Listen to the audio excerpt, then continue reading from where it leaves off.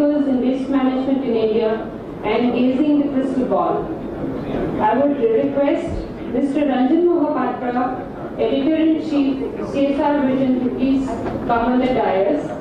I would also request Dr. Shyamna Mani, Professor, National Institute of Urban Affairs, to please grace the dais. Ms. Sangeeta Robinson, CEO, Enduring Value Advisory Practices.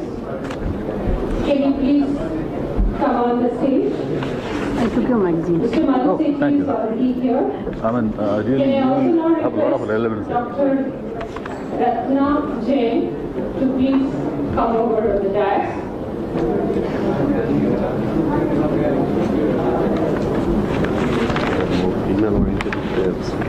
I would now More like sensitive towards rugbyers. to also request Mr. Satish Goenkaji to come for a minute and felicitate Mr. Fateh Rai Soni, RS Officer of 1984 batch. He is the CEO of the Bikaner Municipal Nagar Nigam. He has worked as Deputy Director for the 4th Division for a very long period. May I please have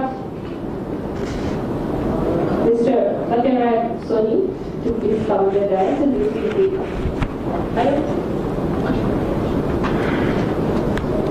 Mr. Fateh.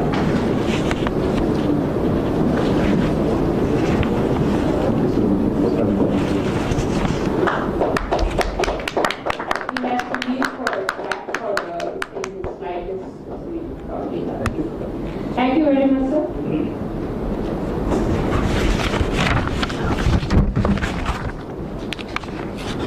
India has about 700,000 rat pickers living in various cities. 22 organized, 22 cities have organized rat picking through an alliance of Indian waste pickers. There are a huge amount of perceived risks which include contact with fecal matter, paper saturated by toxic materials, bottles, containers with chemical residue, health residues, contaminated needles, and heavy metals from batteries. Child labor and health hazards are serious issue for rat pickers. Should they be a part of the ecosystem, or they should be rehabilitated and more mechanization in the process and better source segregation of waste be promoted? I request Mr. Ranjan Mohapatra to allow a panel discussion in this forum to bring out some answers. Hand it over to Mr. Ranjan Mohapatra. Thank you, madam. Good afternoon, everybody. And considering the fact this is the last session, it has automatically the responsibility of carrying all the accumulated load which has been left behind from all the previous sessions. And I think I am supported by very, very powerful team of panelists who are more than capable of taking care of that. But I believe the theme that is given to us seems to be a very fundamental backbone of our entire system of solid waste management in the country. We had technical sessions, more technology led, and somebody rightly said it's not technology that matters, it's more of a human issue and all that. To just outline the topic that we have in hand, the role of rat pickers in waste management in India. We are going to also felicitate Dr. Bindeswari Pathak today, the man who has been a legendary figure in the country to raise the issue of a section of people who have been destitute for ages. And we have another segment of people in the same segment, that is rat pickers. Now, the theme has to be debated on the two domains. As I am told, rat pickers are there. How do they deal with them? Are they taken care of? Should they be taken care of? Or we can develop a system without rat pickers.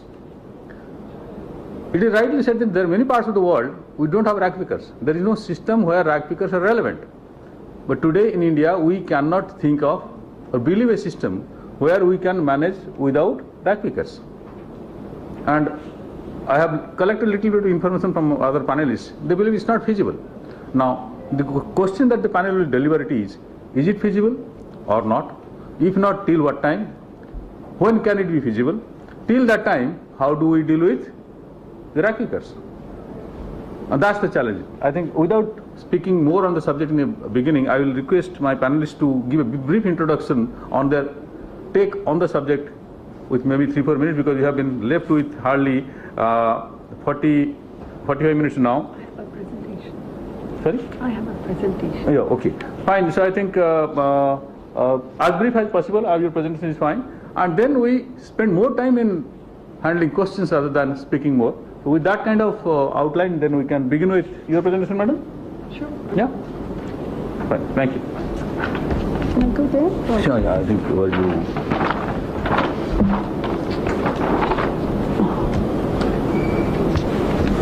Can I request you to introduce? Oh, yeah. Well, I think, okay, it's with me. Yeah. I think I need to do that, I'm told, okay. Thank you. Thank you. Well, I think I don't need to really speak more about me. I'm basically the head of CSR Business magazine, which you have got in the reception. I'm basically behind CSR policy of Government of India, from policy making to promotion of CSR, and the first magazine on CSR. Before that, I had Vision Consulting, a pure corporate consulting firm, and also Vision Foundation, a policy research agency, for last 15 years.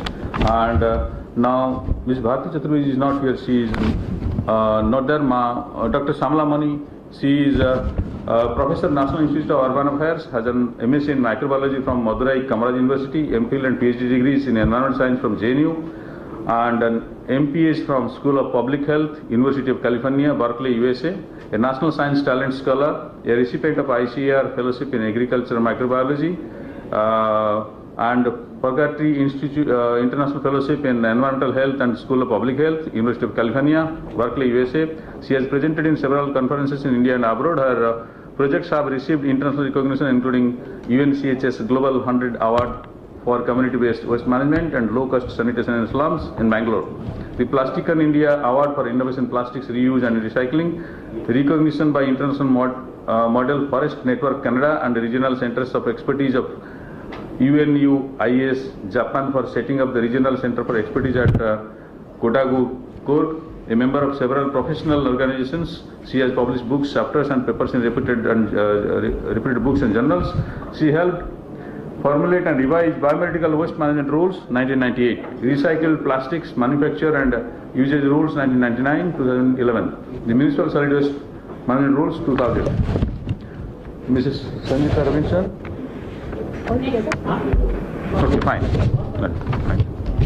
Thank you, Dr. Gupta. Yeah. Without much ado, I thought I'll just go into the topic of role of practitioners in waste management. The kind of presentation that I have prepared is not one full of statistics or justification, but the fact that the reality of the situation as it is in waste management, it doesn't require that I make a plea on behalf of the waste pickers. On the other hand, like A to Z or several other companies have discovered, it is almost a requirement, and it's just that we've been calling them rag pickers. You call them rag pickers, you can call them waste retrievers, you can call them waste pickers, but they are essential part of the social milieu of the waste management sector. And that's what I'm just planning to explain in my slides. And if I were you, I would take them as a national human resource, rather than, consider here as if you are doing a favor to them. You are doing no favor at all whatsoever to them. If at all, they are doing you a favor. And I can assure you that it will not be possible for corporate organizations who are involved in and waste management to carry on without the waste retriever. Who are matchmakers? You mean you didn't know that they are our saviors? They work silently. May I request the chairman to please advise? I'm really getting disturbed, sir. May I have a little bit of silence because it's really distracting me. I'm so sorry. And they work silently and steadily, but they clean up the city's mess, which is not being done by us. And this is what your garbage dump looks like. And had these people not been flattening it for so many years, we would be having worse problems. I'm not saying that this is the way to do it, but unfortunately, since we have not paid any attention to waste for such a long time, this is what the situation is.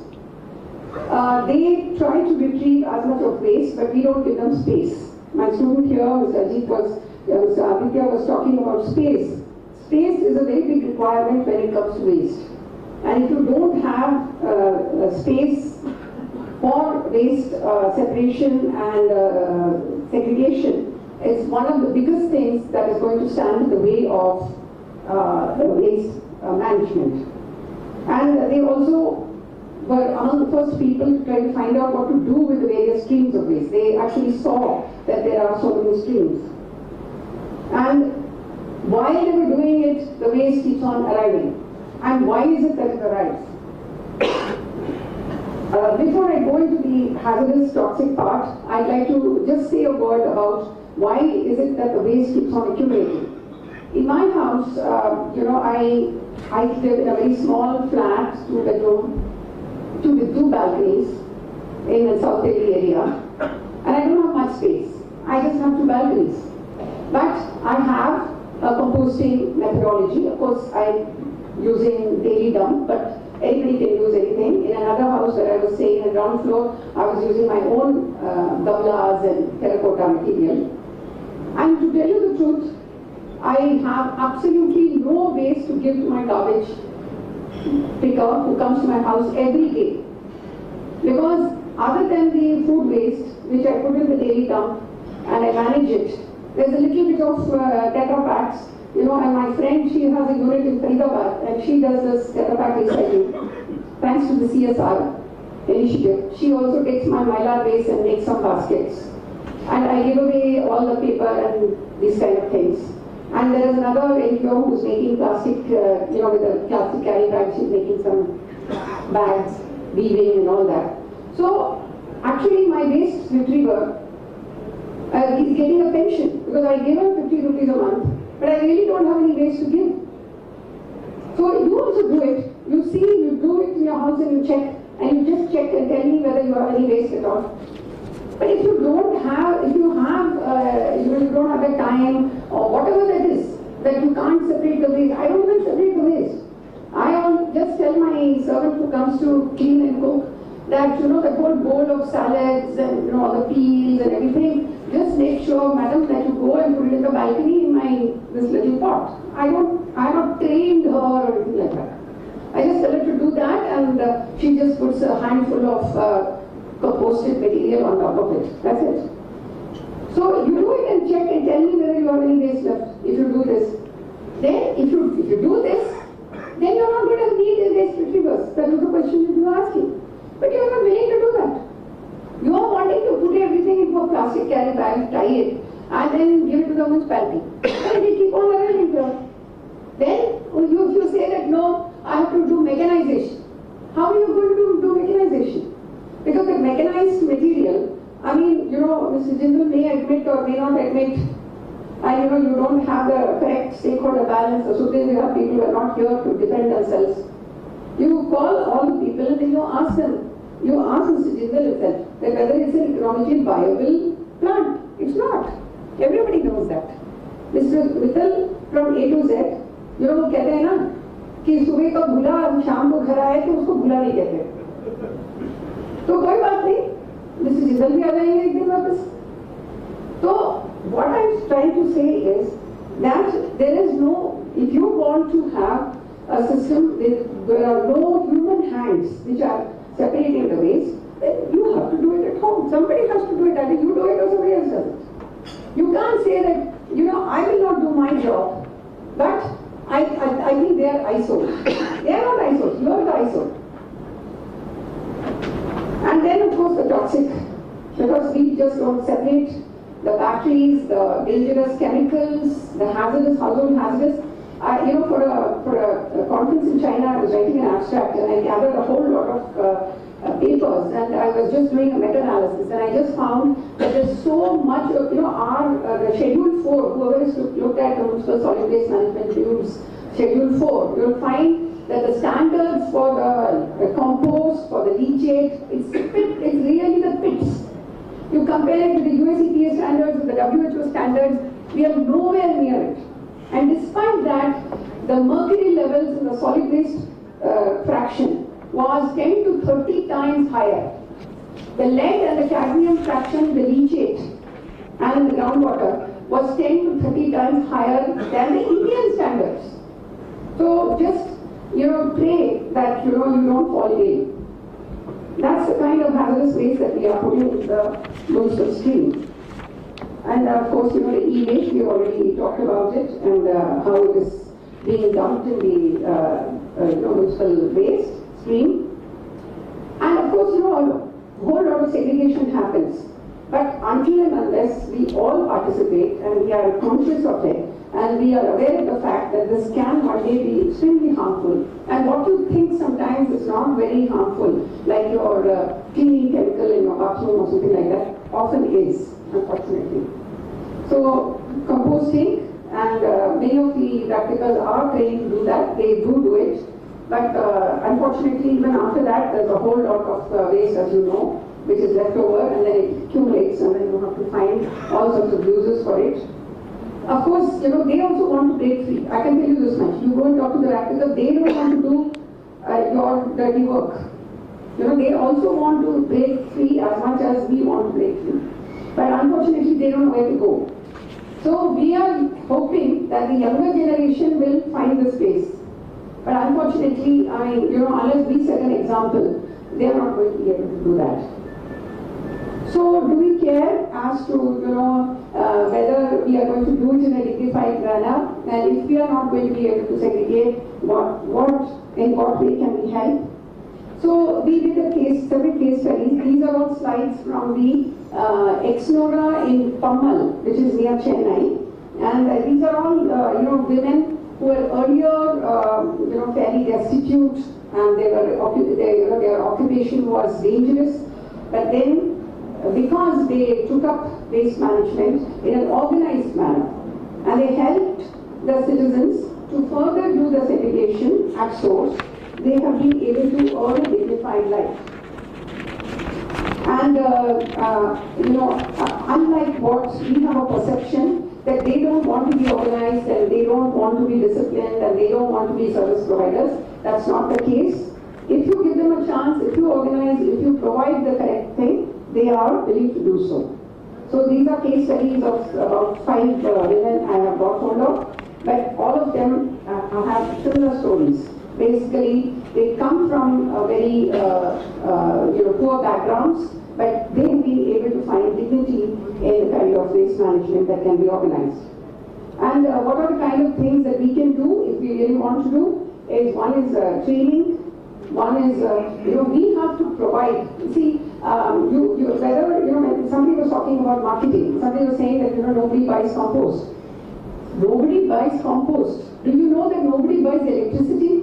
In Pune, there are, biogas plants, there are almost 25 biogas plants made by the bulk generators. Unfortunately, they did not do a proper thing through. They did not have a business plan, and they could not evacuate the electricity that they generated. So for everything, you have to plan. You have, today you talk about solar energy, you call the MNI, and you talk about putting up panels in your rooftops, and you try to find out whether you can actually do a net bill, what they call a net bill, like what happens in other parts of the world. It doesn't happen, because the DISCOM will not allow you to do it.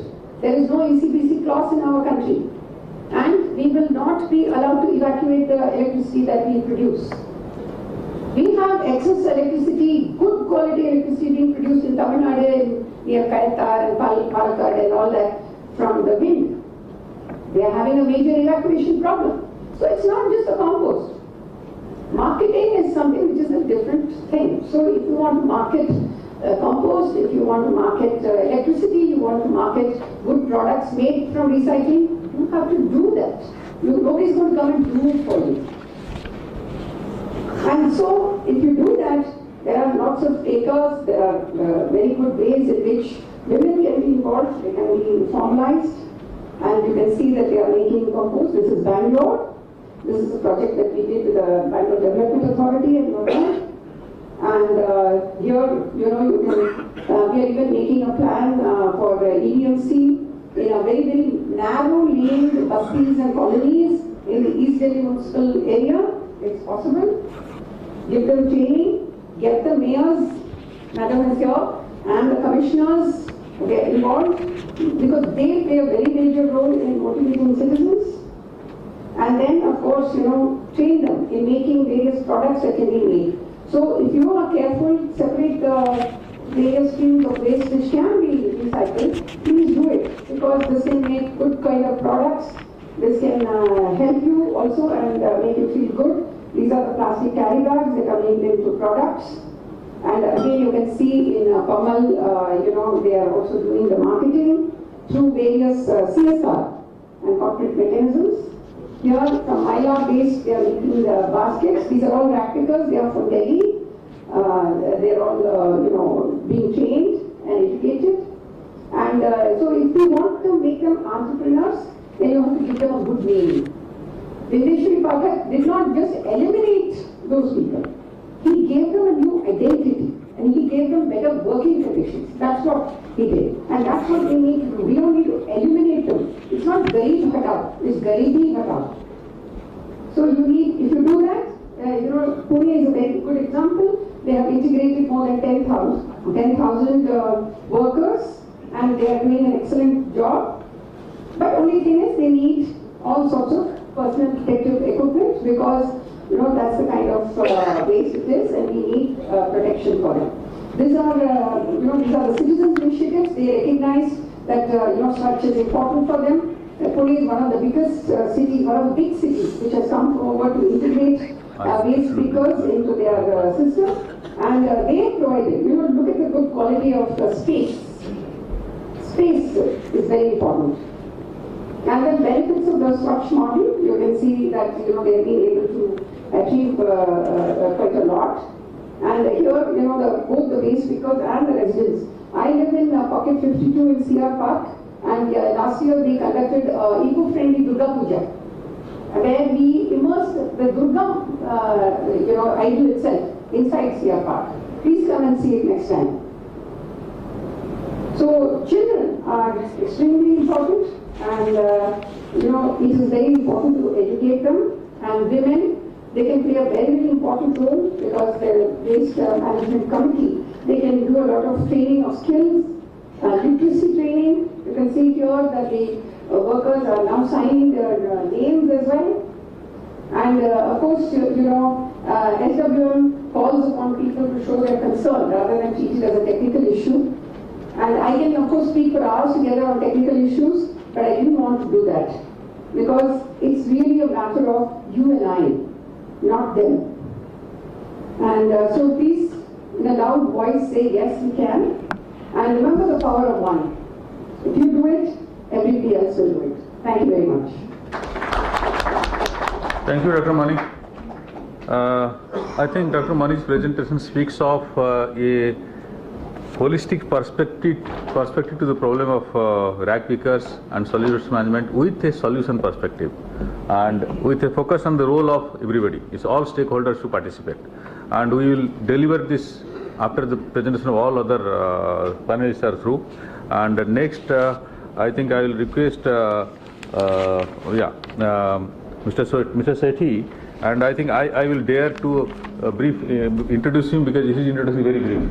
Because I am scared of a one-page brief. He is a USA-born citizen and originally from Indore and MBA from New York, and he has been involved in waste management projects in Middle East and in Delhi also, and his experience in Delhi is the experience which we all need to share with. So he has been also involved in setting up a project in Abu Dhabi, and the last one was in Delhi in 2008, and that's what we will be interested in hearing. Thank you. Good afternoon, everyone. The project I was involved with, that who are the students in the room, you should Google this place called Masdar City. That is the largest green city in the world. It is built by Sheikh Nahyan, the ruler of UAE, next to Abu Dhabi Airport. I was with Sheikh Mohammed, the ruler of Dubai, one of his companies, and in 2003 we started the groundbreaking for that. And when I left in 2009, we were now among the solar projects and the wind projects in a country that produces 4 million barrels of oil a day, you can imagine. We set up the full 100% waste recycling of everything. Everything. That entire city was totally zero waste. Now you can say that yes, it cut many billions of dollars worth of checks, but the concept was that it can be done. In 2009, I created a company called SM PowerGen. I did an association with Hitachi, and I'm very happy they've come here. I think Hitachi is probably one of the best companies in the world for waste to energy. They're the largest. And we basically, at that time, I moved to Delhi, and there was a tender which the folks from Jindal, they won. And you can discuss why they don't make any money, but that's for a different discussion. We were the second bidder. And we tried other cities. The problem, and I understand this is a session on rack pickers, and I'll come to that. The problem with these large-scale projects in India is there's a big shortage of land. You have to build these projects close to where the waste is generated. Try to get 25 acres of land in downtown Delhi or downtown Mumbai or downtown Calcutta or downtown any city, it's impossible. There was a company called Anthony Waste, maybe you know. They did a proposal to the city of New Delhi, we were in the room, that will buy 200 acres of land in a place called Meerut. We will truck all of Delhi's garbage to Meerut. And as people know, good luck, they never got anywhere because the CM of UP will not do business with the CM of Delhi. So Delhi is a landlocked city. Most people don't realize it. The garbage stays inside. It is now generating 10,000 tons a day. If anyone goes to Chandigarh, you pass a beautiful mountain called Balaswa. It has now become a mountain. I think if there's snow on it, you can call it Everest. In 2010, MCD, or excuse me, 2011, East Delhi Municipal Corporation, when they were divorced, came off the tender to fix Ghazipur. We sent a team up there. We found hundreds of people living on that landfill. Talk about rack pickers and the quality of life. It was amazing. I had a team of Americans with me. We had partnered with a group called SGS Consultants of Tampa, Florida, the largest consulting company in the world. They did 700 landfill eradication. No other company in the world has done that many. All in North America, Central America, South America, and Europe. And they have done a grand total of 0 in India in the last 5 years. They tried. We tried. Tremendously we tried. Trust me. Couldn't do it. So we went there. First thing we said, as a humanity, you have to take care of these people. They cannot live up there. Forget about living on the ground, as this lady talks about. Try to live up there where the methane gas is pouring out. I guarantee you nobody in this room can leave the air-conditioned car without a gas mask. You cannot get out, but I saw children as young as 6 months. When you see a child of 3 years with their white teeth glistening and smiling, it breaks your heart because you know they'll be dead in less than 5 years. We found when we did our studies of the Dalaos in Delhi for Hitachi, when we did our studies for the waste, we did our own waste studies, we found a lot of skeletons because these children, they use small children to go to the Dalaos, to take out the garbage, and they fall in. Goodbye. These are things that nobody wants to talk about. So I'm sorry to say we have disposable human beings in this country. And this is happening every single day, and I have seen it.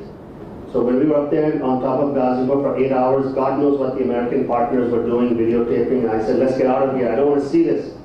But basically, we said to East Delhi Municipal Corporation that we can basically help you convert this land which is a massive amount of land, in 10 years to a full usable land. Now, do you know what their committee came back and said we should do? We will come out with a tender, get a logistics company, hire 500 trucks, and let's move the landfill from here to the Delhi border. Now, they would have done that, but Delhi border became a part of South Delhi Municipal Corporation. So right before the divorce, they had agreed to purchase that land. And if you go towards the Delhi border, where that Mathura Road, there is a small landfill there. And we saw that. And I said, you're crazy, because the amount of trucks that are going to go through Mathura Road at night, it'll take 10 years, 200 trucks, 10,000 tons a day. Why are you doing this? For what purpose? Do you know the pollution you create? And do you think the people that would live there will not stop you? So we talked to the local MLA there, and of course he said, I'm not going to allow you to do this. So I went back to them, and then the divorce happened with 3 MCDs, and South Delhi Municipal Corporation says, no, we will not give you this land. Thank God we didn't get involved. So we said, you know what do you want to do now? Okay, why don't you do something with this garbage? So I brought it, the same team that was there, we did a study, that from the mine municipal solid waste, from the organic, we can make mulch or compost, like this nice lady was talking about, and from the inert, which is more than 80%, we can make bricks and road base fill. So I gave a proposal that my company would pay 100% of the cost to set up this plant. We calculated the cost at over $200 million. We had funding from private equity funders. That's why there's plenty of money in this business. Plenty of funding is available in this business. There is no shortage of money. Anybody in this room that cannot get a waste to energy project funded, come to me, we will get it funded. And we approached them. And we spent 3 years till finally in 2013, my partner said, enough, stop, get out of this business. So I am no longer in the waste business. Why I've come here, because my new friend here saw this presentation and said, please talk about it, please talk about your experiences. So I would love to do this business, but unfortunately, we want to do large scale projects. We don't want to do less than $100 million. It doesn't justify for us. So that means the project has to be at least 500 to 1,000 tons per day. Now there's plenty of smaller projects, but that's not a business model we want to get into. But basically, in a nutshell, what we were planning to do, we'll do a mining of the landfill.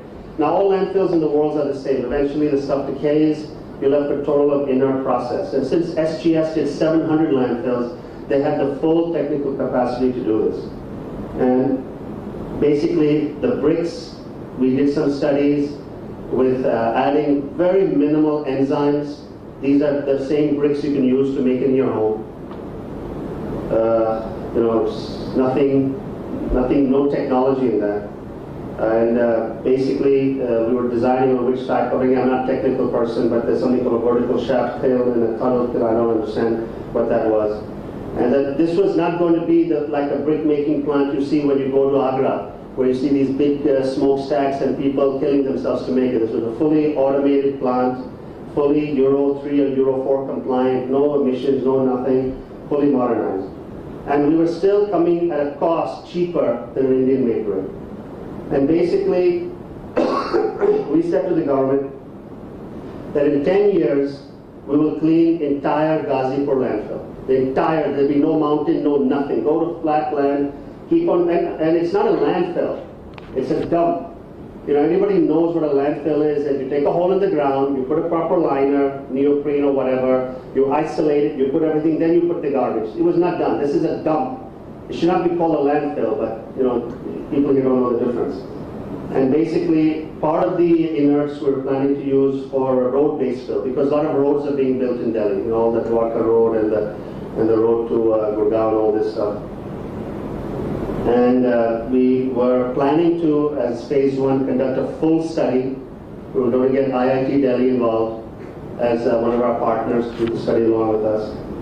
And then give the field test, give the full testing to them, so at least we know that. Because anyone that's going to invest $200 million of their own money, trust me, we will do more studies than MCD or IIT will ever want. Because if I can't give a return to my investor, it's not going to be funded.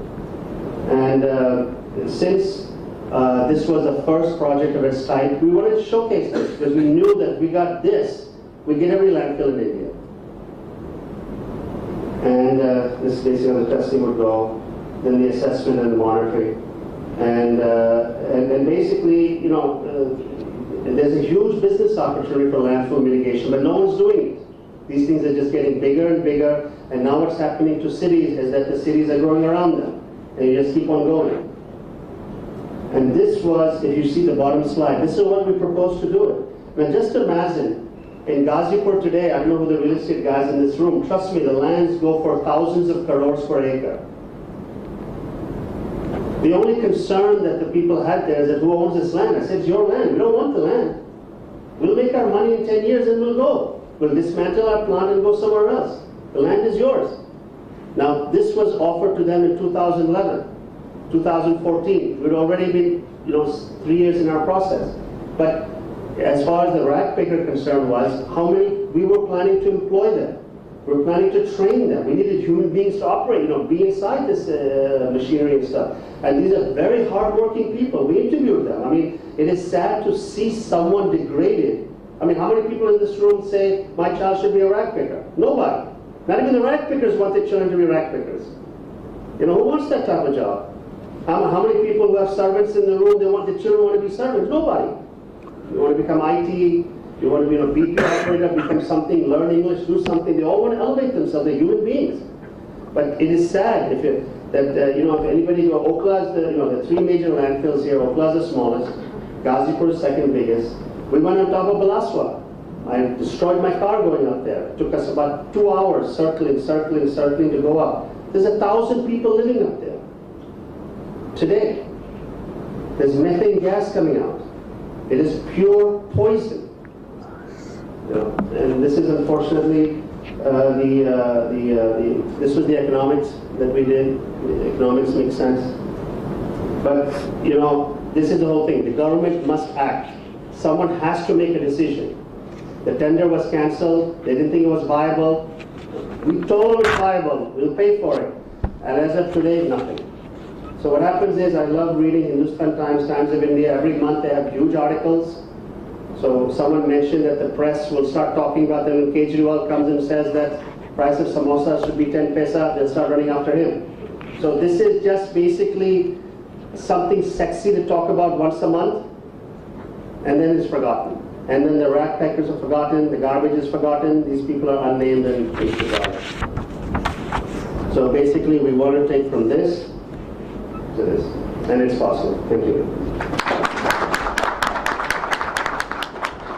Thank you, Mr. Shetty. One line which I think none of us can forget out of his presentation is disposable human beings. Do you think anyone of you can forget this line, that disposable human beings we have in this country? Young children being used for a kind of job which makes them close to death, and many of them die. Disposable human beings. Linked to that, the other line that I can dig out of his presentation is the government has to act. Samosa 10 paisa is more important news for the media, but not a disposable human being. So all that problem we are talking of today is a larger holistic challenge today, which is an issue in front of the nation, not necessarily, and I genuinely thank Santoshji for initiating this process where we have many domains getting connected. And I remember talking to her, in 1996 I had been involved in a solid waste management program for UN Global Compact, UN Asia Pacific Center for Technology Transfer for biogas. But that was a model, but that also has capacity. But the challenge today, as these two presentations clarify, is too Himalayan task and in front of a government which is sleeping, more sound asleep than maybe Kumbhakan. Then what do you do with it? Now, I think before I proceed with my kind of little bit of emotion, I have two ladies who are also equally sensitive. Let them speak on their take on the subject, and I think I will request them to introduce themselves a bit, because the long introductions are, I think, not very relevant. Let Mrs. Robinson start and with his self-introduction. Thank you, Mr. Robinson.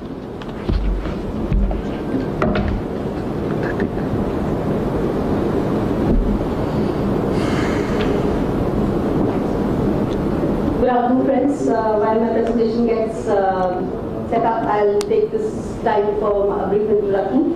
I'm Sangeeta Robinson, the CEO and founder and CEO of Enduring Value Advisory and Practice. We are a CSR and sustainability consulting firm, and this introduction becomes very relevant in light of the presentation I'm going to make.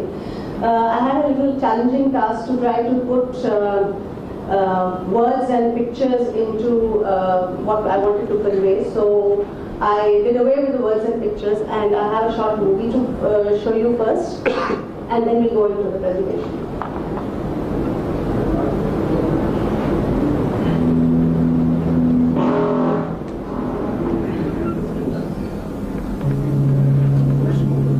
Trash is not specifically an Indian phenomenon. In some ways, it is trash rather than space travel or the microchip that is the defining symbol of the 20th century. Others hide their trash, deal with it. In India, the tradition is to dump it away from it, even if it is by mere inches. And then let someone else deal with it. Waste management in India is, like so much else, an idea whose time will come soon.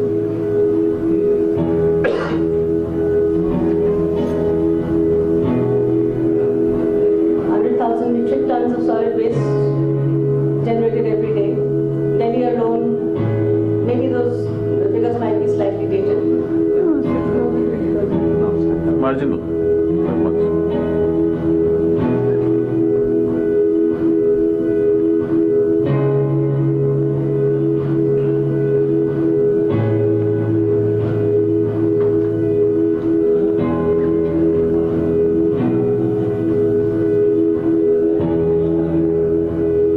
Street corners, along railway tracks, or roadside dumps, one can see them going about their business quietly, almost invisibly. They are the rag pickers of India, and their unobtrusiveness is only partly due to their clothing and tentative behavior that camouflages them with the random shreds of trash that they are sorting through.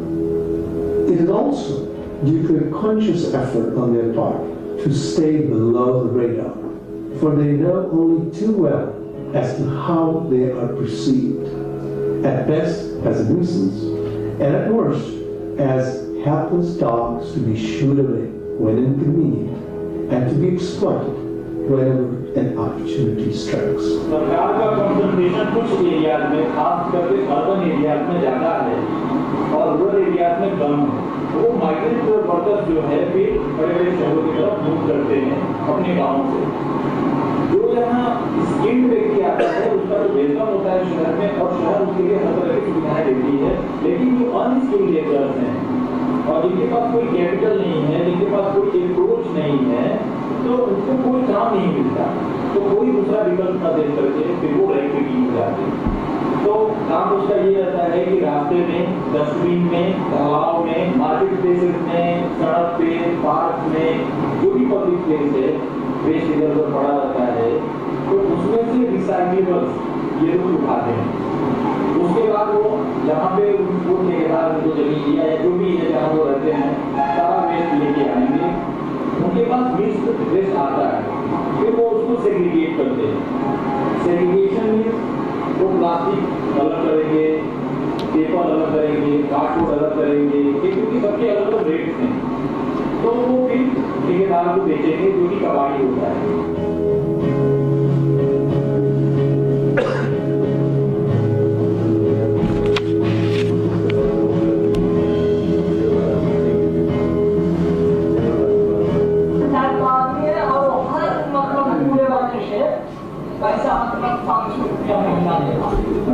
अगर कुछ भी बोल में पूरा हुआ तो उसको मार के देता है। अच्छा, किसको मारा था? स्वतंत्र थोड़ी मारा था? पूरे के लिए बोल रहा था कि यहाँ पर मतलब जो भी कंपनी मेरे साइड में आएगा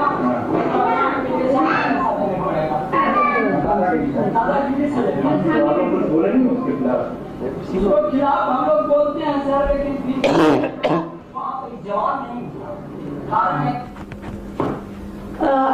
that film because I actually struggled with the presentation because I wanted to get the plight of the rat pickers, the ecosystem under which they operate, their helplessness, and the entire value chain. And I thought that this film brought it out very well.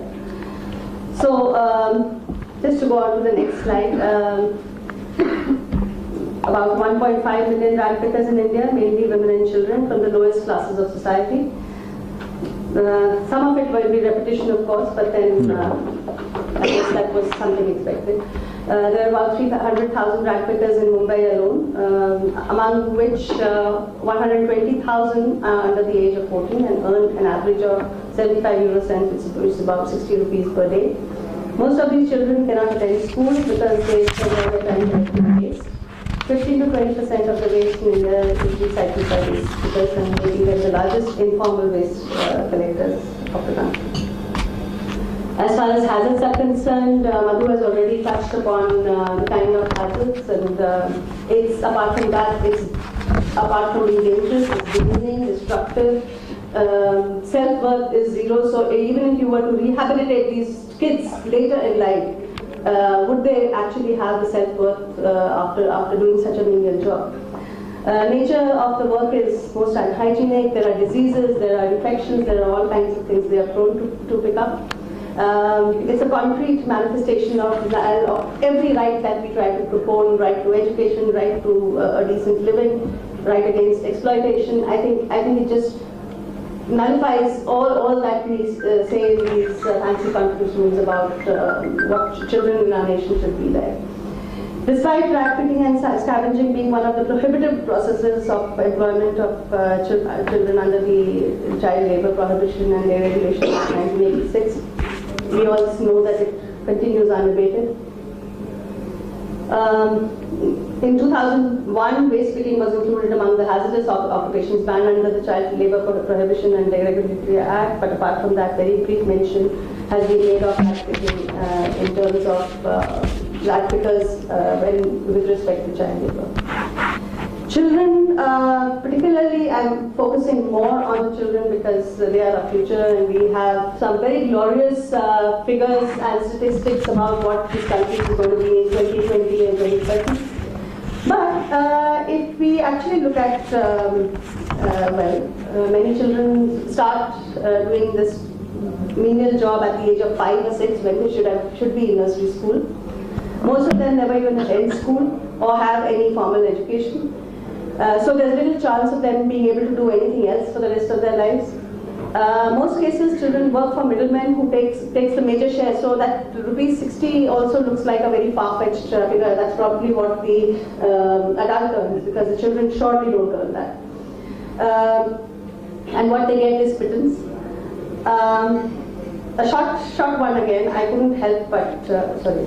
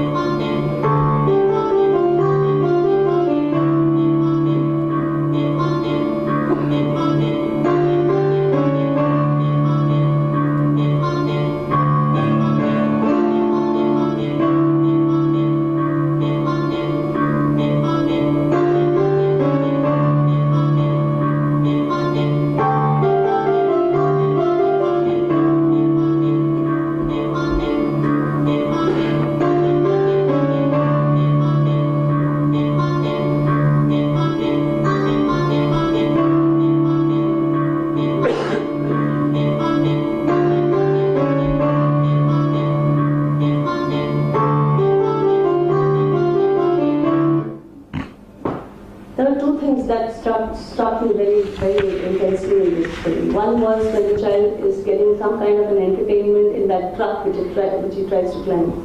And the other bit is that after selling his day's whatever collection or whatever, he takes away some books. Yes. Yeah. So, is this what we want for children of our country? The kid shown was about probably 9 or 10 years. So as per the 2020 estimates, he should be around 17, 18 in 2020. Should have completed his class 12. Should be ready for some kind of skill training. But he wouldn't have ever gone to school, right? So when we are estimating India to be be supplying the world's largest percentage of workers, are we planning to supply rat pickers and scavengers? Or are we actually planning to supply some skilled workers? Just to reiterate the need for skill development, Mr. Jitin Prasad at a recent seminar in Lucknow mentioned that only 15 to 20% of the total 80 lakh people who join the workforce every year in the country are actually able to get jobs. Nearly 93% of the total employable population is untrained, which is a matter of concern for the nation. So if India can't employ our own people because of lack of training and skill, you think other countries will? As far as children out of school, the happy news is that we're number 4 from the bottom, with 1.67 million children out of school, and fourth only to Ethiopia, Pakistan and Nigeria. And ironically, we are a G20 nation. A recent report says that India will become the most populous country by 2030. Sorry, that's 2030. We will also be the largest contributor to the global workforce. If India's working age population is so-called demographic dividend is productively employed, India's economic growth prospects will brighten. Now this is all hypothetical. India can create jobs in the scale required on a sustained basis only with changes in its policy frameworks for education and workforce management. If the current trends in India's labour participate, however, if these trends continue, unemployment rate will also continue with the bias towards high-skilled labour. Creation of jobs for low-skilled labour would continue to dominate. Its workforce will remain a challenge. Closing the skill gaps of qualified workforce will be critical, as India depends more on human capital than its peer countries that have similar levels of economic development. Workforce will increase the most in states that are poorest and offers the lowest employment opportunity, and hence all these problems that we're talking about will only be compounded. Creating jobs for swelling workforce in these states will be a major challenge. Labour skill mismatch and shortage would adversely impact India's economic growth and wage costs. India would have to bear a great fiscal burden to support its unemployed. So from the CSR angle, unfortunately there aren't enough corporates here, but of course there are lots of us who influence this domain, including enduring value. I think we have a huge opportunity of being able to skill people who have been for years been in the lowest of professions, and bring the entire lot up so that we see a brighter future for ourselves. Thank you. Thank you, Mr. Vishnu. Well, though the time, this is the last session, the time is a constraint, but the passion and the involvement of the speakers, I didn't feel like cutting them short. But the fact remains, we have Mayor of Kota. I think she's already introduced you all. Let her presentation be over. Then I think I will like more of participation, because the raw material that has been provided is quite valuable. So we will do the debate on that rather than our presentation. Please, Ms. Mani. Yeah. Oh, sorry.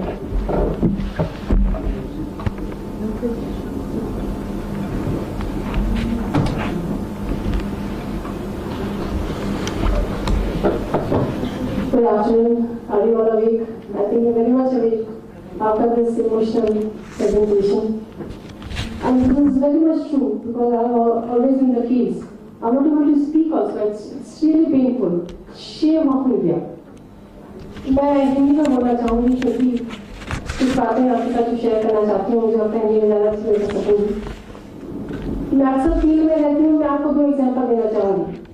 एक दिन मैं शादी में गई, एक शादी में नहीं 13 शादी में, एक ही रात में 13 शादी मैंने अटेंड की, करीब 20 किलोमीटर डिस्टेंस पे। और अच्छा डेकोरेशन आजकल लोग शादी में बहुत खर्च करते हैं, आपको बहुत सुंदर डेकोरेटेड, बहुत अच्छा खाना, बहुत सारे डिशेस। और सुबह में वापस 13 शादी में फिर से गई, और जो सीन था मॉर्निंग में, सारा डिस्पोजेबल इकट्ठा करके बच्चे लोग उसको धो रहे थे, और जब वो धो रहे थे तो वो गाय और सुअर उन्हें घेरे हुए थे। सारे में 13 शादी में वापस गई, और जो बड़े बड़े लोगों ने शादी की थी, मुझे इच्छा और तुमको दिखाऊं आकर। तो basically this is India, such a diverse country. और रैग पिकर्स, एक और एग्जांपल देना चाहूंगी। I went to a school few days back. उनको गेम्स स्पोर्ट्स का सामान जो नगर निगम की ओर से आता है उन्होंने देने गई। It was a girls school in kachchi basti area, and I just asked them कि कौन लड़की फर्स्ट आती है। तो there was a girl hiding behind. तो वो बोली कि टीचर ने बोला आगे आओ, तो फर्स्ट आती हो बताओ। But she was so much shy, feeling shy to come out. मैंने उसको पूछा क्या करती हो, तो उसने कहा मैं कचरा बीनती हूँ। And she stood first in the class. मैंने उससे पूछा तुम क्या बनना चाहती हो? She said मैं डॉक्टर बनना चाहती हूँ। तो I mean to say they also have dreams, and the way we treat them, they are just underpaid employees of unorganized mafia, the mafia word we were using. We have to stop it. Basically, we need convergence of all the national programs. There was SJSRY. We can train them, we can train their parents. और ज़्यादातर ये छोटे school जाने वाले बच्चे होते हैं, और उनके पेरेंट्स को we can train them, and जो practicals they are more than 15 years of age, SJSRY में उन्हें ट्रेनिंग दी जा सकती है। उसके अलावा सरकार की बहुत सारी योजनाएं हैं जो एम्प्लॉयमेंट के लिए उनको ट्रेन कर सकते हैं। उसके बाद there is RTE. In the right to education, it's an act. If at all there is a rag picker, a young boy less than 14 years of age, boy or girl, the teacher has to be punished. तो उस teacher की responsibility होती है कि उस area का हर बच्चा school जाए, ये उसकी रिस्पॉन्सिबिलिटी होती है। It's an act, she need to be punished. तो these all, there are so many government schemes. ऐसी बात नहीं कि गवर्नमेंट सो रही है, government is not sleeping, they can just make the laws. We need to, your tribe, we are, as you said, we are a social worker. So if we are social workers, we need to implement these programs and introduce these programs to these people. And the rag pickers are selective also. Bin ke literally andar घुस जाते हैं वो लोग, and they try to pick up, they have a stick with them, and they try to pick up only the polythene bags. So better we ask the people to stop using polythene. Secondly, if business B2B, we are talking, the conference is about B2B. So let us talk about B2B. If a PPP model is to be introduced in my city, and you come and ask me, madam, आपके यहाँ कितना कचरा होता है? We are telling 300 tons, 400 tons, whatever. But do we know how many tons we are producing? Because these unorganized people, they are taking away the cream. सारा मलाई तो मरे जाएंगे। अगर आप इंडस्ट्री डालेंगे तो आपको क्या मिलेगा? We do not know how much people are involved, who are the informal stakeholders and all. The total chaos they are creating, and we need to stop them. Thank you. Thank you, madam. I think we had a very reasonably good cross-section of ideas and problems exposed to all of us. Now I'll try to give a framework for analysis, and then I think the discussion can happen. I think all of you are equally involved as much as I am. In this domain of solid waste management, specifically with reference to rag pickers, if I sum up the presentation of all the 4 eminent panelists, I would like to divide them into 2 essential domains. One, when we don't have the system of rag picking and the whole domain is out. Is it possible? There are many other countries in the world, they don't have this entire system. Till that is not happening, we have got to have a system, at least we don't have disposable human beings.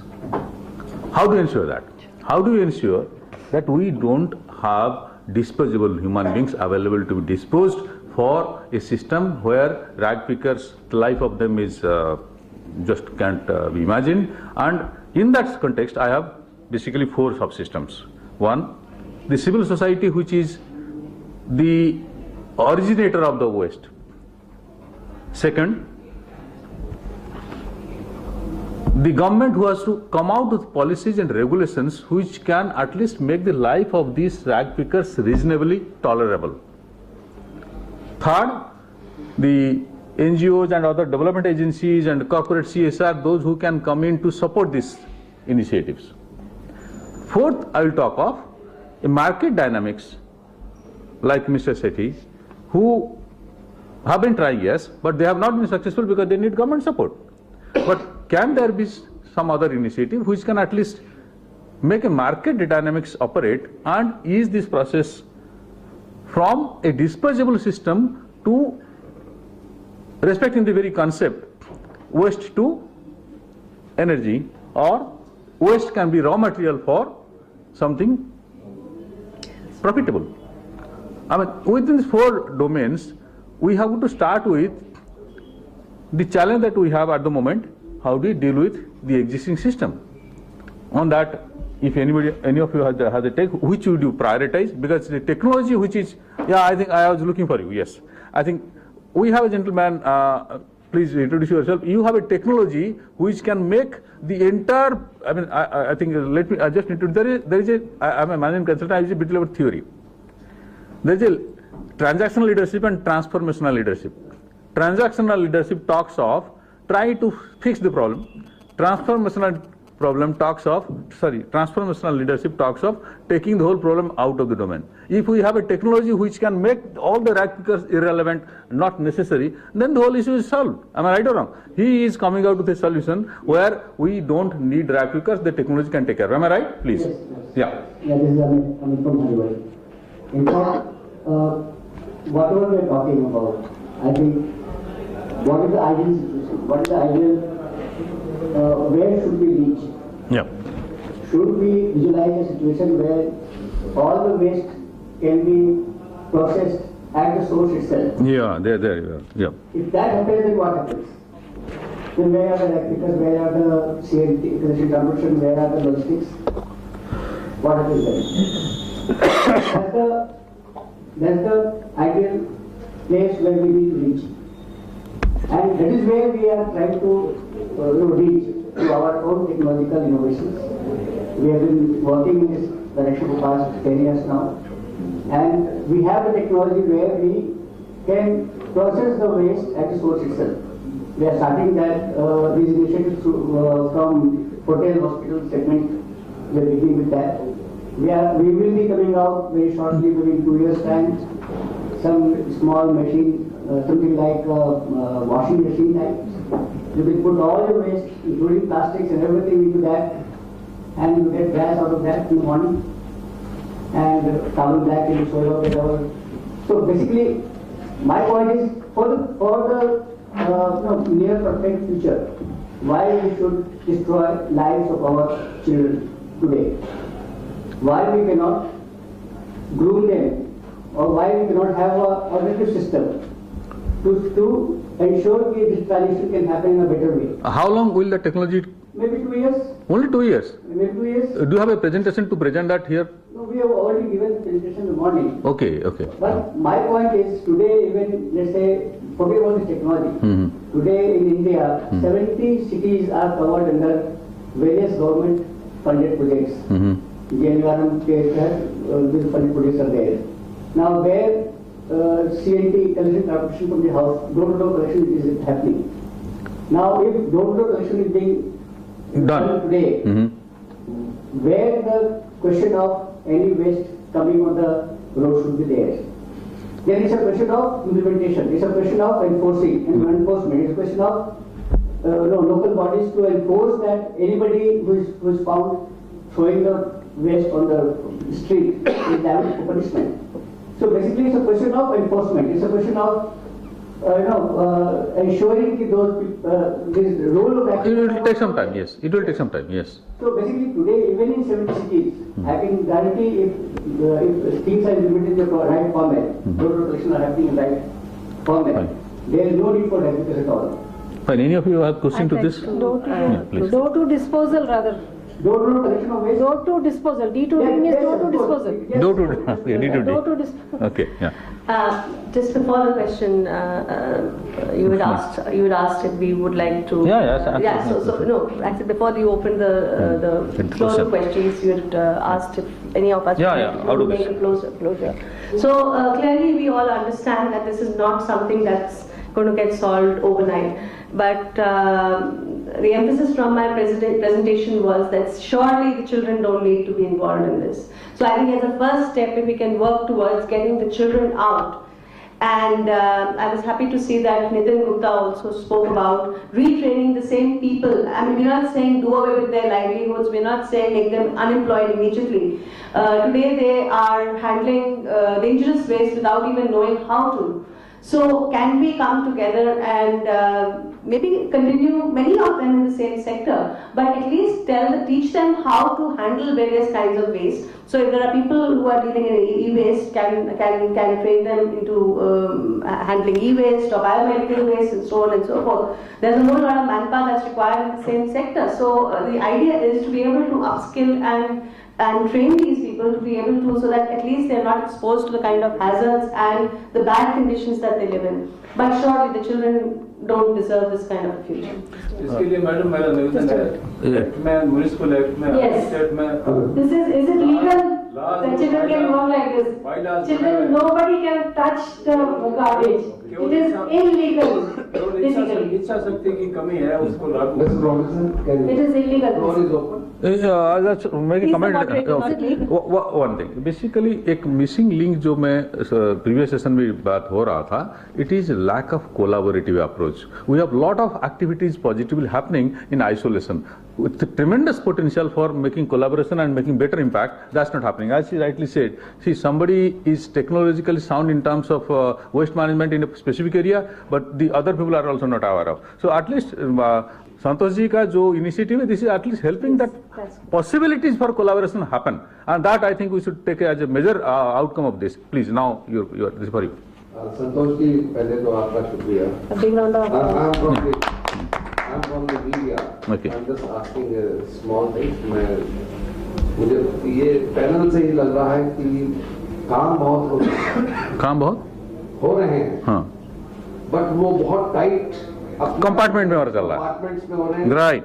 And nobody knows कि दूसरा क्या कर रहा है. जब तक कि उसकी नेटवर्किंग और प्रॉपर लॉ नहीं होगा. Right. Not the municipal. I'm not saying municipal तो लास्ट डोर है मेरा, जहाँ पर वेस्ट मैनेजमेंट डिस्पोजल होना है और उसकी इनिशिएटिव में होना है और उसकी क्लोज मॉनिटरिंग में होना है. सबसे पहले लॉ सेंट्रल लेवल पर, ताकि रैक पिकर्स एंड अदर्स का उसके अंदर वेलफेयर और वेस्ट मैनेजमेंट B2B सेठी साहब ने जैसा कहा, beautiful. I want to meet you separately also. I am impressed. It's a feasible model. जो बातें आप लोगों ने कही, आप लोग बहुत अच्छा कर रहे हैं. Even though the mayor madam से, ओनली द क्वेश्चन इज कि जो गार्बेज है आपके पास में, उसका डिस्पोजल अगर हम प्रॉपर वे में करें ताकि हमारा एनवायरनमेंट सेफ रहे, हमें जनरेशन ऑफ द पावर मिल जाए, उसके साथ में हमको थोड़ी बहुत खेती के लिए खाद मिल जाए, प्लस मेरी वो लैंड जो कि 1000 करोड़ की है, वो मेरे फर्दर हाउस होल्ड्स के लिए मिल जाए. इससे बढ़िया कोई मैनेजमेंट नहीं हो सकता. आम के आम, गुठलियों के दाम. सो संतोष जी, आपने जो कुछ किया, आप एक कोई ट्रेनिंग कमेटी ऐसी बनाइए जिससे कि नेशनल लेवल पे कोई लॉ बन सके और उसका फायदा B2B में. मेरे को इतनी जनरेशन लॉस हो रही है पावर के अंदर और जगहों पर, कम से कम उससे मेरी इंडस्ट्री को सपोर्ट हो. आई पर्सनली फील कि ये आपने जो स्टार्ट किया, it should be it's a movement. जैसे I call it's a movement. उससे फायदा होगा और इसमें कहीं पर हम लोगों की जरूरत है तो भी रेडी होगी. If I can add something to that, if anyone in this room studied the history of New York City and London, which are two major cities, about 100 years ago, they were 10 times more polluted than New Delhi is today. Yes. Open sewers, rat pickers everywhere, garbage, etc. In the turn of the century, it was common as what's happening today in the 1900s for people to be killed daily with poison. No one cared. Sounds familiar like what's happening now. But in the 1950s, when they started passing Clean Air Acts and Clean Water Acts and started enforcing them, today anyone in this room has been to New York or London, you don't see this. You don't see a rag picker, you don't see garbage everywhere, you see the garbage being collected. In London today, there are close to 10 waste-to-energy plants in the city. In the city. I remember going to the Municipal Corporation of Calcutta, where the people said to me, if you set up a plant next to Thapa, anyone who's Bengali knows where that is, that's where the dump is, half my Calcutta people will die. I had Hitachi in the room, and we proved to them that our dioxide emissions and all the dirt is 40% lower than the current Euro standards India is following. I said it correctly. That means what is the standard in 2013, where we went and did this presentation? We're going to produce half of that. And we can profitably make that plant 2,000 tons per day. They said, great, go buy the land. The land was 1,000 crores. If I had 1,000 crores for that project cost, I could never make money. So I said, you give me the land. So I would love that the government not be involved in anything, because the government slows things down, has their own benefit, whatever. But today, if the land is theirs, that is why you see, except for Jindal's plant in Okla, which ILFS started in 2005, the tender came out in 2007, and they finally built 2 years ago. There's no other plants in major cities. But every major city in the world, why is China over 200 waste-to-energy plants? Why? You think the land in Beijing doesn't cost more than land in Delhi? It's because the political people at play don't consider it important enough or desperate enough to do it. Now, I love when you say we need to clean Yamuna River. You could never clean it because the 3 landfills are right next to the river. So all the litter and everything is going down from one side. So you clean it from one side, it gets dirty from the other side. So it's not a question. There's plenty of money. I can get you 20 private equity funds from New York and London that will come tomorrow that will fund these projects. There is no shortage of money. I was shocked when the previous session of people saying we cannot make money in medical waste or this waste. It's wrong. There's plenty of money in this. There's plenty of money in this business if a project can be done. And it is amazing. You will saw if today Delhi has 4 plants next to their landfills. You'll see no waste. When you have no waste, you have no rack pickers. Now, my wife took me to a movie called Gunde. I don't know, filmed in the 1980s or 70s Bengal when he was stealing coal from the coal trains. Big business then. How many people steal coal? Because there's no more coal trains anymore. So if you take away the source of their product, there's nothing to sell, they won't do it anymore. You know? But if you don't, we could be sitting here 10 years from now. Instead of 1 million rack pickers, there'll be 2 million rack pickers because Delhi will have 20,000 tons a day. Every Domino's pizza, every Pizza Hut, everyone who has a kid in this room or grandkid in this room, what are you going to eat tonight? Not dal roti. Something from Subway, something from Pizza Hut, something from McDonald's, and throw their garbage away. And then they will become the very big vote bank. That's something else. I think if I sum up Mr. Sethi's, the essence what he is talking of is basically a situation where we don't need rag pickers. That's the vision we can work with. If New York and London were into the similar situation or worse situation than that we have today, and they are a much better situation today, why can't we have it? And that's something we should strive for. And how do you do it? That's possible only when there is a political will. As it's already stated. How do you get that political will happen? A movement. Okay. Oh. well, that one line is powerful, yes. But I will add, मैं के बाद भी हमें जागरूक होना होगा, हमें इसके लिए लड़ाई करना होगा, and I think the initiative is made.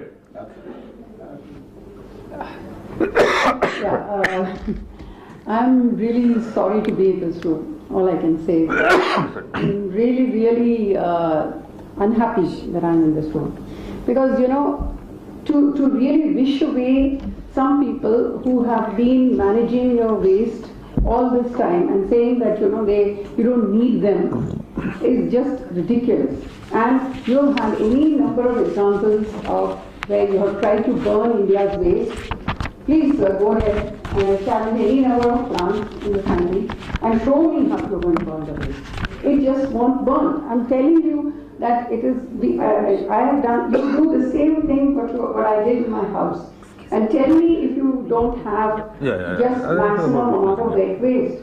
If you're going to spend more fuel in drying it and then, you know, trying to burn it, I don't know how that's going to happen. If you're at least going to have, you know, a plan of action for, and you know, this person from Haribari, I mean, even the rag picker knows that waste consists of so many different streams that it cannot be just put into something. I was about to say this. And you know, even the rag picker who's uneducated knows that.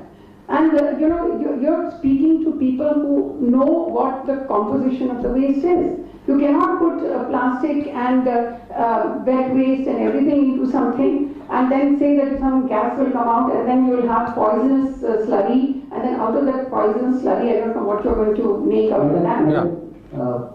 Would you like your child to become a redactors? No, we are not talking about that. Mr. whoever you are, Mr. Haribari, I think that's what you should be called, in fact, the Haribari. When you were speaking, I did not interrupt. Yes. And the chairman has not given you permission to interrupt. Madam, can I so I don't think it's fair for you to interrupt. Madam, let me sum up. I will give a midpoint. I have said about the vision of possibilities and how to do it. The second part is, till you reach there, you have got to take care of the people. Sir, one more thing. I think we have already demonstrated technologies where all kind of waste, and I can insist, all kind of waste. We are all technologists. I am from IT Delhi, my colleagues from IT Mumbai. We have been doing research on this technology for past 10 years. We have got certifications from the Pollution Control Board and many other Pollution Control Board. We can demonstrate to you, you come to my plants. We have got 2 3 plants.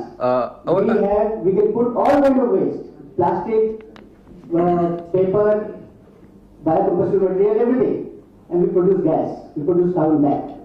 Fine. I think this matter is settled that till we have that situation which we have in New York, London, and whatever, we have to take care of the people. They are human beings. They are our own children. We don't want them to be suffering. Fine. There is no dispute on that. Madam wants to say something, and then I'd like to close. I think we have to close. The time is off. At least we are educated people. We should concentrate on first 2 hours, that is reduce and reuse. At least we can do that and train others to do that, especially children. Reduce and reuse. These are the important things. Right? Okay. Thank you. Madam has given this to reduce and reuse is something which can help the whole problem of solid waste management reduce to the extent possible. Now to sum up, we have got to appreciate the fact that in a country like India, as maybe the madam is expressing her doubt, and all of us, we don't believe that after May suddenly the whole law will change and everything will be sorted out and lakhs of tons of garbage will be processed and everything will be over. We have got to work on the fact that till that time our system of solid waste management should be more human, and the people who are already involved, the children who are involved, can be taken care of, and the technology available can also help them to improve the existing process. In the meantime, we work on as aggressively as possible, as fast as possible, to see that we quickly go into the level of world standard when that we deserve. I mean, as a developed country or developing country, fast developing country, we deserve that. Now, to make that happen, what all we should do, I think the concluding session I would like to focus upon the action plan from now on, how to go proceed and achieve what we want to achieve. And as madam says about, there are a lot of schemes available of Government of India schemes for benefiting the rag pickers, their employment and all, they are there. I mean, the synergy, convergence and all of the other policies are concerned, we are all familiar with. But the fact is, how effective is it to make this convergence happen, and why it is not happening?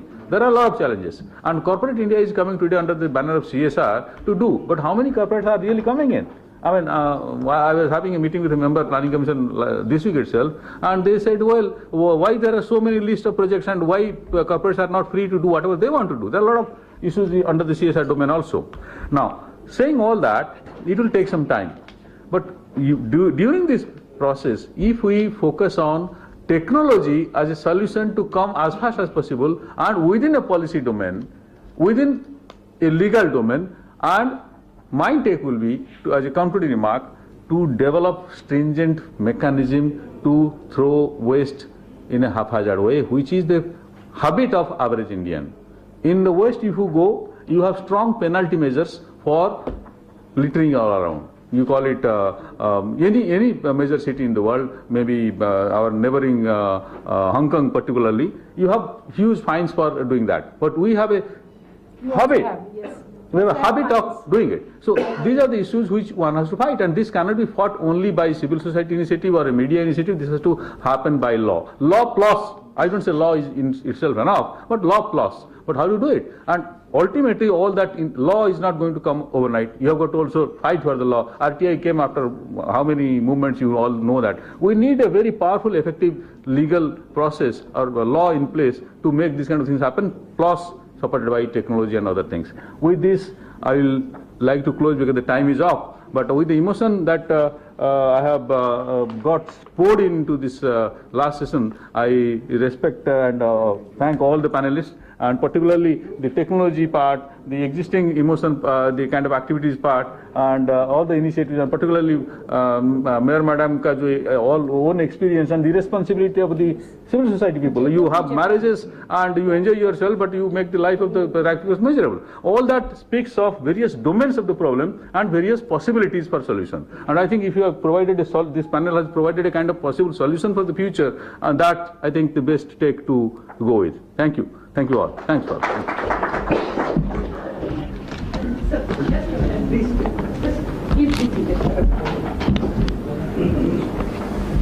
I'd like to invite Mr. Sanjeev Prasad and Mr. Santosh Goenka to please come on. Mr. Santosh Goenka, if you could present a momentum of to the moderator of the session, and can I have a... Thank you. I think any amount of thank you is not enough. No, we have to act now. Yeah, I think that's... I made an action plan. I think the action plan is ready. Okay. Thank you. The whole country. May I now request a token of appreciation for Dr. Shamla Mani. She's gone. Madam?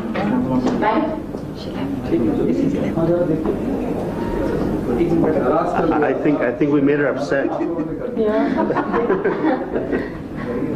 Amit, we made her upset. Yes, I mean that I try to balance it to the Chairman, आपने नाराज कर दिया. Well, I take the responsibility. Let's go to the next one. Can I have a token of appreciation for Ms. Sangeeta Robinson? Sangeeta, such a wonderful presentation. I must say, it's great. We are all touched. We had tears in our eyes. You know. So was that. Thank you so much.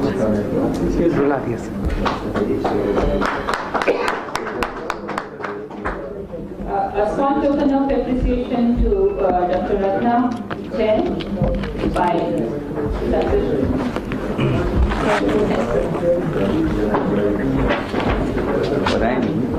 I already have one.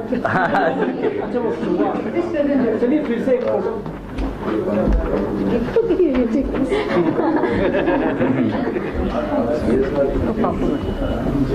Ratna जी आप ऐसे मौके पे आए हैं, हमारे लिए तो बहुत ही बड़ा एक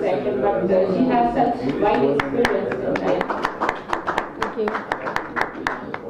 Thank you, sir. May I now request Mr. Madhu Sethi to accept a small token of felicitation. आप दीजिए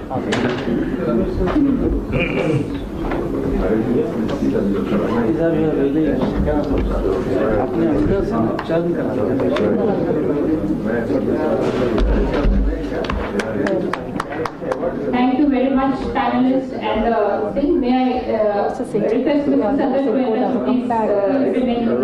If you know Niklesh, he's my cousin brother. We went together like this. I definitely would love to come. I haven't been there almost 10 years.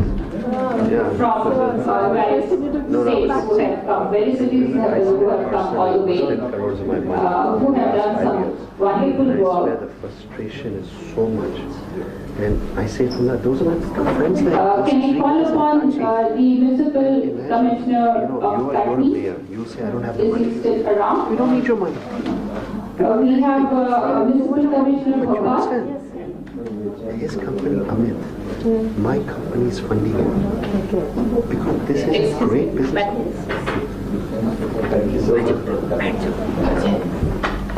much. We need to sit down.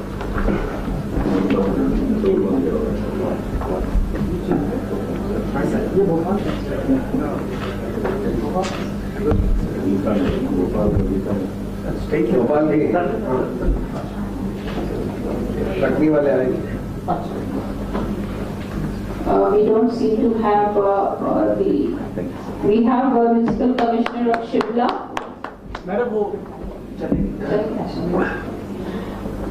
Municipal commissioner of Jaipur has already been given the recognition because he had to leave early. Municipal commissioner of Fagwara is here off. Municipal commissioner Jabalpur. Okay, so we have a lifetime achievement award to Dr. Bindeshwari Pathak, who is unfortunately not able to send, but somebody can would will you take it and then have it sent to me? I would request Mr. Sanjeev Bhasin to really receive the award on behalf of and pass it on to him, since he was not able to make up his out of station. This is a lifetime achievement award, which is for his role model as well as the kind of rehabilitation process that he has done on one particular area, which is on sanitation. We want more leaders like him to really take up the cause of garbage also, and that's the reason why we are felicitating him as a Lifetime Achievement Award. I would now request Mr. Goenka to propose the vote of thanks and close the session. I think the whole event was planned by the Almighty. I think it started off with a lot of confusion. I did not know how it would go. But one by one, right from the booking of the space with my good friend Sunil Ji and so many other people, they just came in place. And I think words are just not enough. I would not say sponsors, I would say partners. Everybody who has come here is a partner, a friend. And I think a big thank you to all. It has been a great learning session. And for me especially, because I intend seriously to take this issue of waste management. Next is water. I want to take this up. Thank you for the Japanese team that has come from Hyderabad all the way. Thank you, sir, for coming here. We are honored. And what I want to say is this is just the beginning. I mean, this is just a taste of what can happen spontaneously. I'm a very spontaneous person. I think the biggest religion is spontaneity. What is where you don't have to make up, where things well out automatically. The presentation of panel was so good. The speakers were so spontaneous. And even if some is upset, I think it's our duty to make them feel comfortable. I'm sure we will appeal to Dolly ji to even talk to. Nobody should go in with, see, whatever might be our differences, we want to make this as an action point. There are points of view people feel very strongly about. But I think we have all got to solve it. And I think after May, we'll even try to see whether politically we can use our connectivity with the people in the press and media, and that is where Sunilji has offered that. Whatever is needed, we'll make a steering committee and we will put it out in the right perspective. I'm sure, see, people in government are reasonable. It's not that they're not reasonable. We can appeal to them. And if we show them the type of benefit to the people at large, I'm sure they will do what we want them to do. With that, I won't take more time, but please stay connected. There is a pledge sheet which is there on your table. Try to fill up as many as you can. Send it, be connected. From henceforth, as I told you, you are all connected with this community. We are the news generators. We are the people who have strong views. We need to air those views. Please send it. If you need the details or the thing, people here who are connected with you from the BIF will help you. Let us create this as the most vibrant community.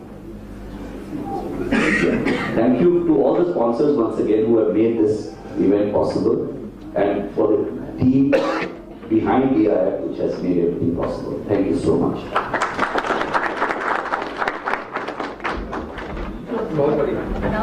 Ma'am, if you can send me your details, may I have a card दे दिया? Okay. So I have to see Raja.